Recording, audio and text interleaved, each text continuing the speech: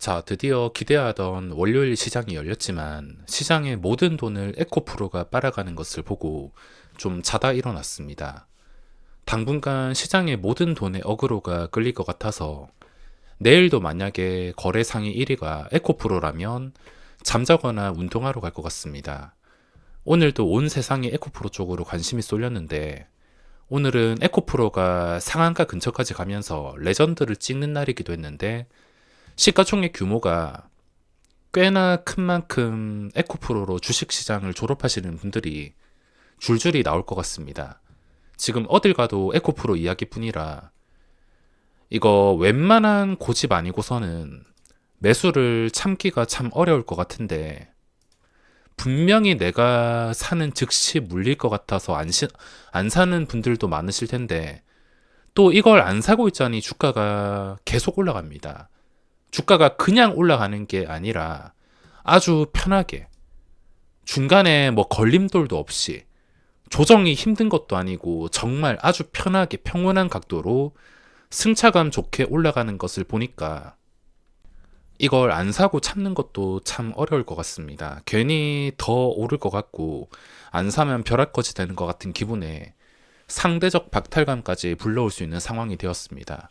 저 같은 경우도 에코프로를 포기한 지 오래되었는데 제가 이 종목을 보면 생각이 나는 것이 뭐 애초에 제가 돈을 벌어들이는 방법은 이런 각도에 타서 돈을 벌어들이는 게 아니라 제 인생과는 상관이 없다 생각합니다. 돈이야 불법만 아니라면 벌어들이는 만큼 벌어들일 수 있으면 최고겠지만 제가 이때까지 주식으로 벌어온 방법 중에 이 수익금 중에 이런 매매가 차지하는 비중이 거의 없습니다. 아니, 아예 없다고 봐야 되는데, 이런 가파른 각도에 올라타서 수익을 내는 방법은 제 수익금에서는 없기 때문에 애초에 제 먹이감으로도 생각을 하고 있지 않습니다. 이때까지 정말 수많은 급등주들이 지나갔는데, 그 중에 대표적으로 생각나는 게, 뭐, 과거 바이오들과 그리고 박셀 바이오, 신풍제약, 뭐 지금은 에코프로.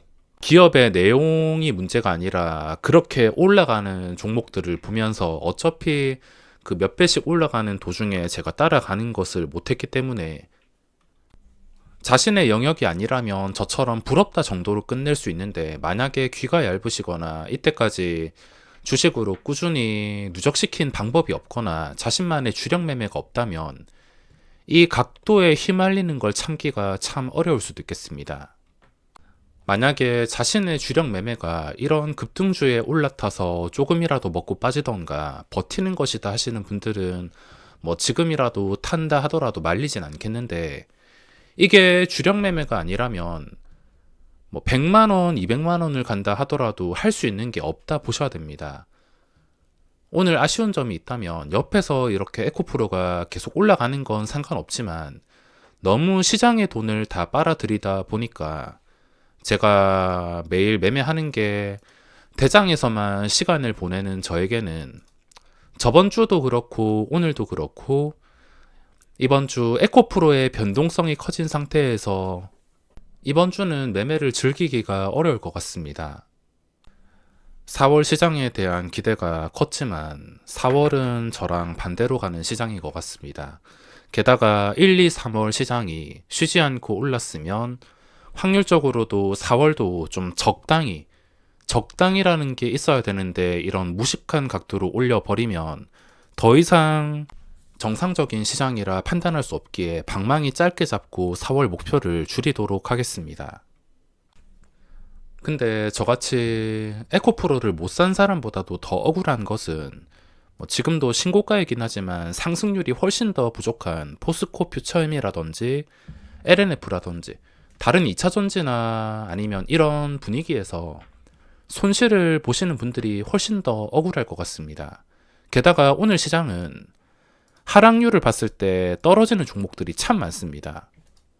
에코프로는 천국인데 지금 반대편은 거의 지옥과 같은 분위기. 특히나 네이처셀 같은 경우에는 시가총액이 1,500억도 아니라 얼마 전까지만 하더라도 1조 5천억짜리가 한순간에 반토막이 나는 등 반대편에서는 좀 말도 안 되는 각도로 무너지는 종목들이 참 많이 나오고 있습니다.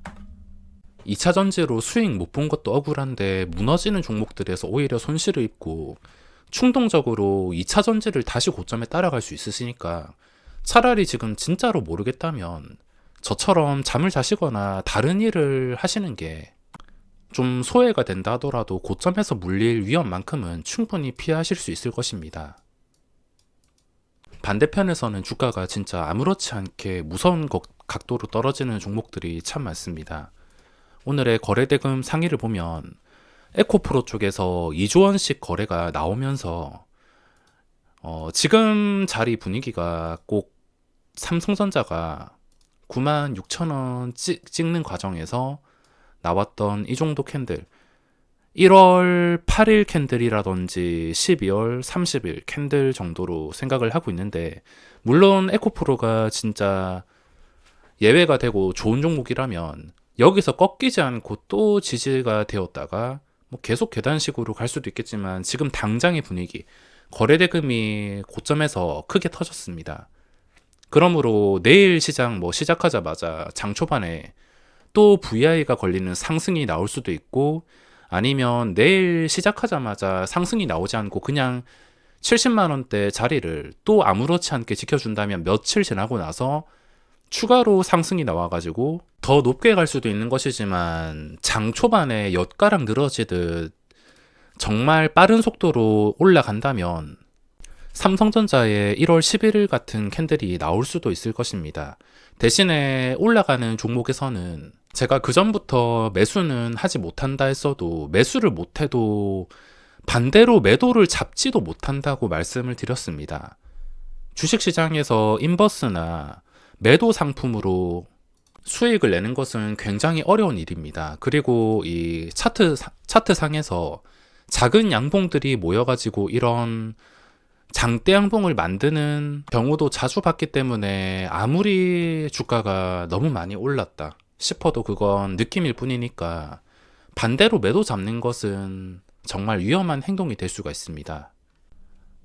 매일 기대를 하고 있지만 당분간 에코프로 쪽에서 거래대금을 빨아간다면 새로운 대장이 나오기가 어려울 수가 있기 때문에, 혹시나 에코프로가 진정이 되고 포스코 퓨처엠이라든지 LNF 쪽에서 프로그램이 제대로 선택하면서 대장이 된다면, 그날은 또 LNF나 포스코 퓨처엠으로 수익을 낼 수 있겠지만, 그게 아니라 오늘처럼 에코프로가 계속 돈을 빨아들이고 새로운 종목이 보이지 않는다면 당분간 에코프로가 진정될 때까지는 재미를 보지는 못할 것 같습니다.